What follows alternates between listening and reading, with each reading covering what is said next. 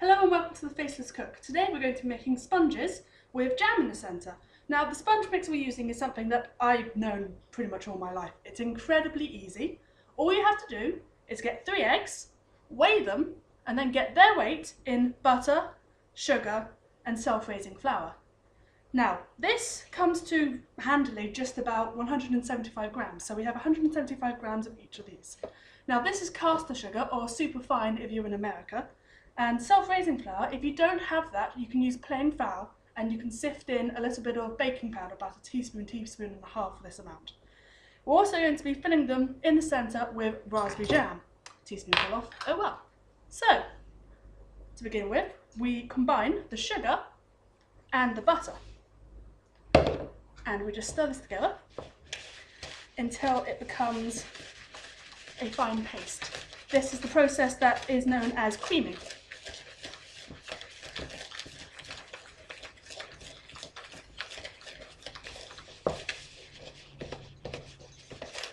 As you can see, that is now creamed together. So the next stage is to add our eggs. There you go, that's 1 egg. And try not to get any shell in it, because shell is not tasty. Watch and hold as I'm incompetent at opening eggs today. That's great. Oh well. 1 egg, 2 egg, 3 egg.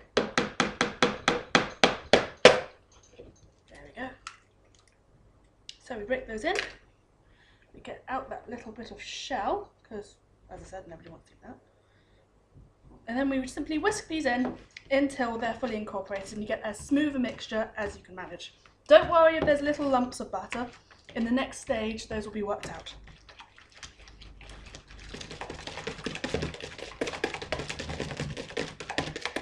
As you can see, we've got a little bit of air into that, but it doesn't really matter on the whole. And there are still lumps, but they're mostly small lumps of batter. Right, what we do now is we get a spatula and our self-raising flour, or plain flour with baking powder sifted in. If it's just self-raising flour, you don't have to sift it, just chuck it in there. And then mix it around. You can fold it in a little bit if you want to begin with, just to make sure the flour doesn't go up into your face. But to be honest, you can give it a decent beating and it shouldn't be too bad. Just don't beat it too much. You don't want to make the glutens all stretchy. Otherwise you don't get quite a nice texture to your cake. So just mix that in.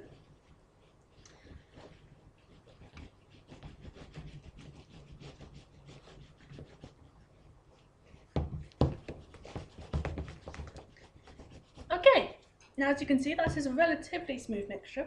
There are small lumps of butter left in it, but you shouldn't need to worry about that. So, now that we have our mixture prepared, it's time to put them into their cases. I've decided to use little muffin cases for this one, as you can see. Those colourful things. But you can use this exact same mixture in a big cake tin, bake it 45 minutes at gas mark 6 or 200 centigrade or 400 Fahrenheit, which is the same temperature you cook these.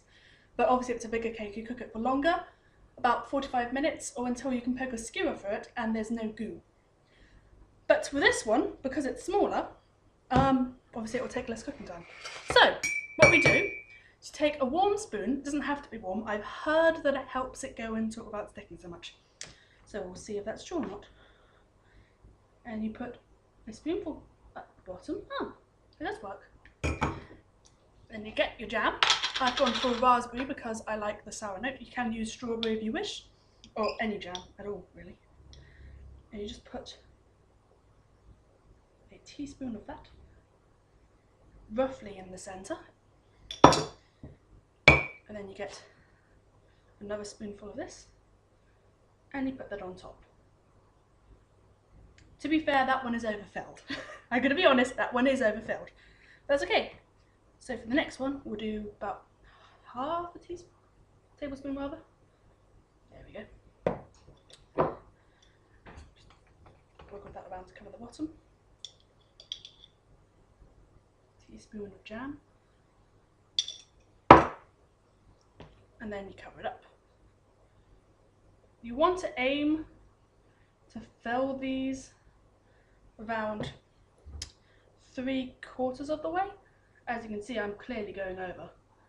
But it doesn't matter too much. All it means is that they will go over the edge, and you don't particularly want that to happen, pardon me, because they can balloon out. But it doesn't actually affect the taste, it's simply a matter of presentation. So, I'm just going to fill the rest of these, and then they will go into the oven that, again, has been preheated at gas mark 6, or 200 centigrade, or 400 Fahrenheit, for 10 minutes, preheated time. They go into that oven for about 15 to 20 minutes, or again until you can poke them with a skewer and there's no goo.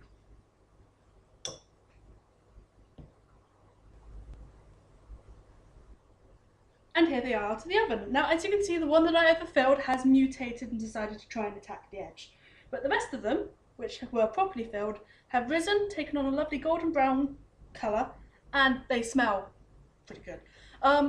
Now you have to leave these to cool entirely. I'd say a good hour, simply because there is jam inside. Jam is a sugar. When sugars get hot, they get incredibly burny. You don't want to burn the inside of your mouth with one of these, trust me on that. So we'll wait a while and then we'll taste one. Okay, so these have now cooled for an hour, so let's give one a try. As you can see, it peels away lovely, and it has a very fluffy texture, which is what you aim for. You don't need to add extra baking powder to do that. It's simply about how much air you put into the eggs when you whip them with the butter and the sugar. So, I quite like that. As they cool, they will get denser. If you put them in the fridge, the butter will set and it will get super dense. If you leave them out, they'll be just fine. And the jam inside is lovely. I like that.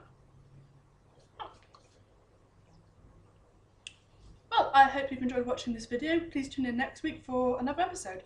This is the Faceless Cook, signing out.